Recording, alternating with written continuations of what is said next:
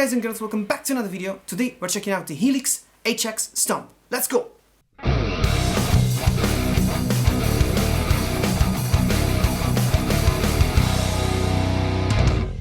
So, today we're checking out this amazing pedal platform, modeler, whatever you want to call it. It's a brilliant machine. I can finally bring it to you guys. Thanks to the guys at Music for lending me this. If you want to check them out, if you live in Europe or in Italy, check them out in the description below. But let's go for the specs. It is a stereo input, stereo output, USB. It has a stereo plug for the send, so you probably need a stereo cable for that, and a stereo return, MIDI in and out, and a headphone out. 3 foot switches, enough processing power to handle many effects at the same time.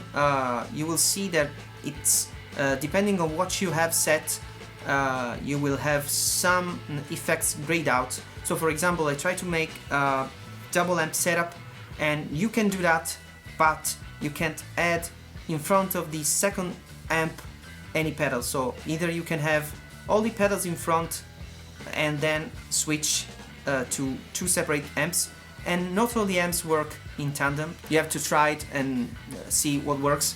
But it's probably depending on the processing capabilities. I noticed that, but let's dive into the sounds, and I will show you how to create presets, how to use this little beast. I will show you how it sounds on guitar and bass too, because I think that many bassists can get this one and sound amazing, because it packs a lot of interesting stuff like studio compressor emulation, like the LA2A. You can have the studio sound of, you know, many records right into here and on a live setting, so that alone is amazing. But let's dive in and listen how it sounds.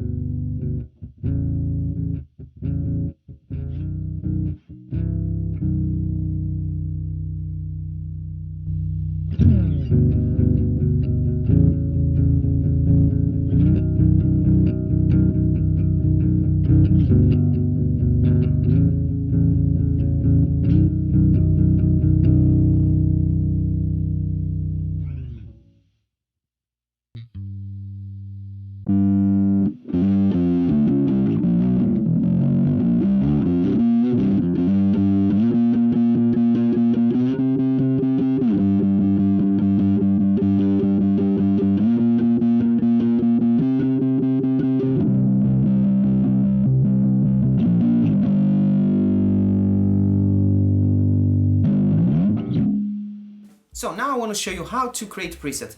It's pretty easy. The only issue that I have is that the names are that easily recognizable, but once you get the hang of it, you start to understand their naming scheme. I would have loved some images of, you know, if it's about a tube screamer, just give me an image of a green pedal. Now let's dive to a empty preset like this one. With the home view, you go from the preset view to the edit view and back. So with the action, we can go and move from page to page with page buttons, and we can clear all blocks so that we start from scratch. Then I'm gonna go here, select a block, and let's say I want to add an amp. I'm gonna go with guitar. Let's go with some tweet. And I can try it out.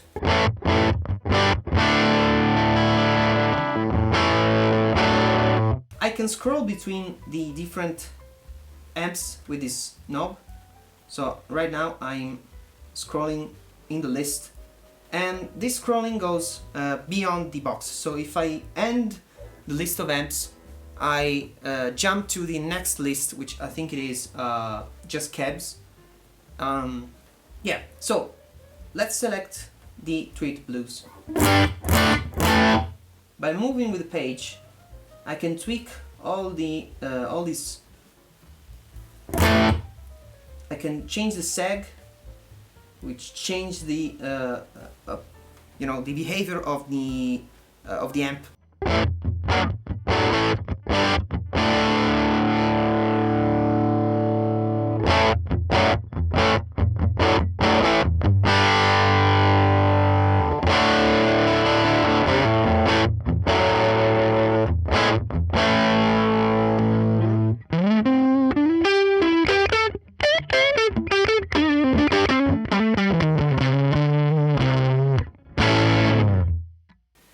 Then I can go and add another block by moving simply on the chain. So let's say I want to put a pedal in front of the amp. I can go with distortion, dynamics, EQ, modulation. Let's go for something like stereo modulation, and I want to go with, yeah, with the tremolo. Let's go with the tremolo.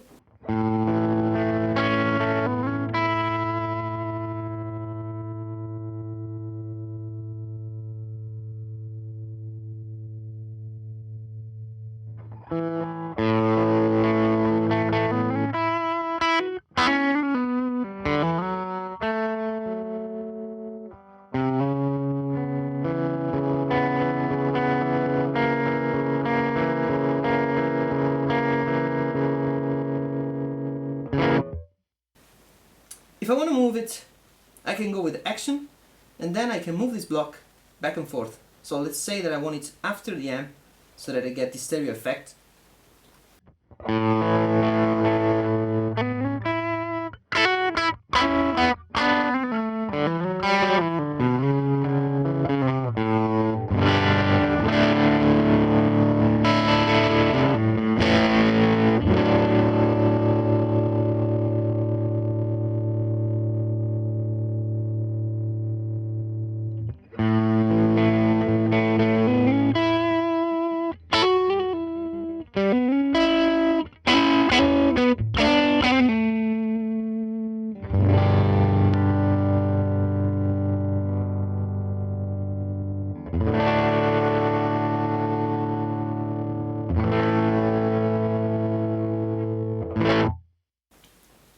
I can turn on and off the preset by simply pressing on it when it's selected.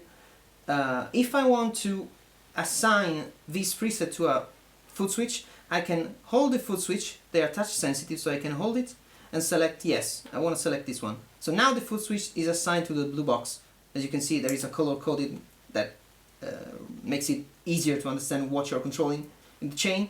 And for example, if I want to control another thing, I can add, for example, let's add modulation, and I want to add, let's add the delay. I want to go for the stereo delay, simple delay. Now there is a delay, off and on. I can assign another block to this same switch by holding on it. If I want to assign another, you can see there is merge. If I select and turn this, I can see merge or replace. If I replace, I remove the blue box, the tremolo box from the selection, and I just add the delay. If I use merge, which is the default one, now I'm controlling both of them. So if I turn on and off, I'm controlling simultaneously the tremolo and the delay, which is very useful because you can create your chain for live use, and you can either decide to use presets and make, for example, a preset for the clean, a preset for the distortion, a preset for the solo, which is something that I would prefer to do. But you can also use it as a stomp box by simply having your chain like a live chain, and you can control the delay and the reverb, and for example as a chorus or something like that, all with one simple tap of a foot switch, which is very useful. And for example, we can add another. For example, we can add a distortion. Let's add some clone center clone.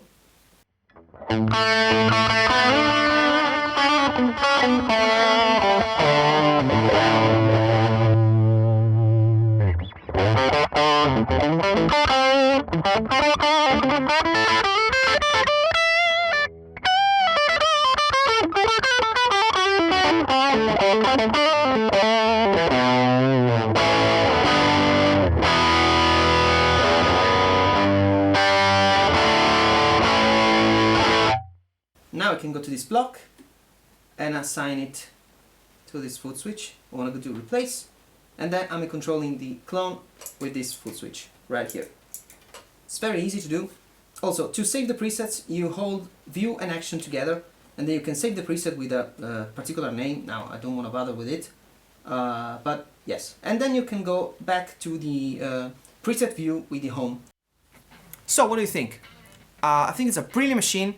The only issues that I have is that I wanted to replicate the studio recording that I did with my amp, playing on one side of the recording. On the left I was playing the Big Muff, and on the right I was playing the DS1. So I needed this setup on a live situation. Of course I would need two separate amps, in my case two identical Jubilee heads. And first of all, this doesn't have Jubilee heads, but any Marshall related, but I could do it with a JCM 800 emulation, so the 2204 or the 2203, but unfortunately it doesn't support two of them together. So I tried a different amp. I put the Marshall and a deluxe reverb, and that worked, but I could only add an effect in front of the main amp. I couldn't do it on the second amp, so I couldn't. Unfortunately, I wasn't able to put, for example, a Big Muff in front of one amp and DS1 in front of the other. That is the only issue that I have, and also the fact that it doesn't have a specific Jubilee emulation. I hope it will come in the future, but right now it isn't available. And unfortunately, the need that I have for the digital is not to emulate a ton of different amps.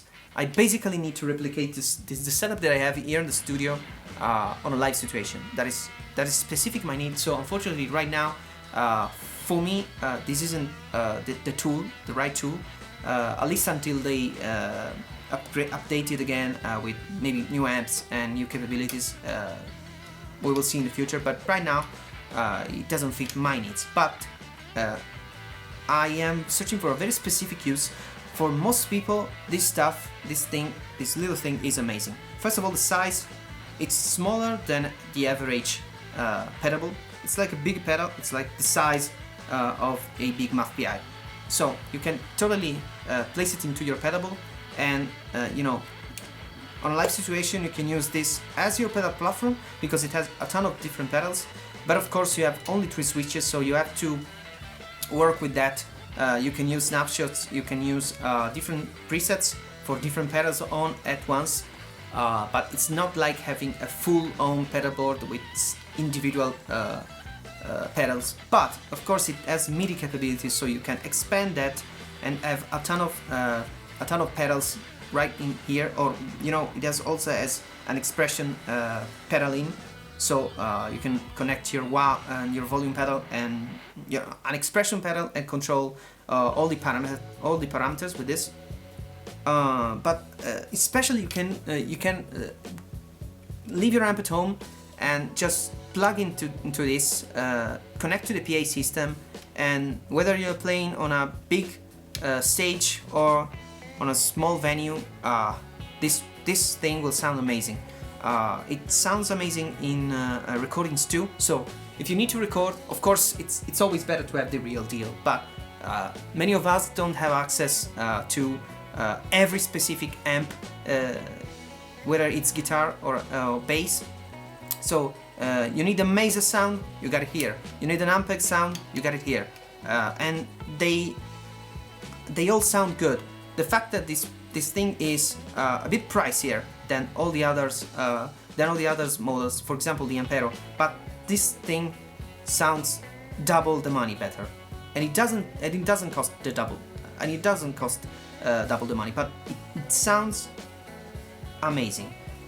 The response that you get from the amp emulation is much more realistic.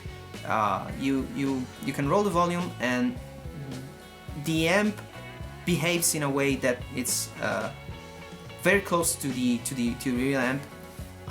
Pedals work really well too. One thing that I always find hard to do on modelers is simulating a tube screamer used as a boost. I know it sounds silly, but many modelers that I've tried can handle that. They can handle the tube screamer sound, but they can't handle the tube screamer used as a boost. So very low gain, very high level, boosting an amp. And this did it. In the intro I used a tube screamer for the solo to boost the Marshall. I used it also on the 5150. I boosted it with a tube screamer. I also boost the Mesa with a Boss SD1, and that works amazing too. So it's great. It's great in replicating real application of amps and pedals. So that it's a very nice thing. If you've been holding on to your amp, but you thought of going digital, I think this is a great choice because it's one of the cheaper ways to get one of the best sounding interfaces. There are others that can do it.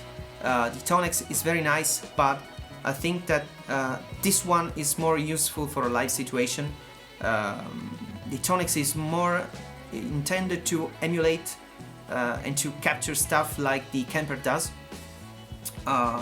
Of course you can buy preset with that, and I really love the Tonex, by the way. You can check out my review right up here.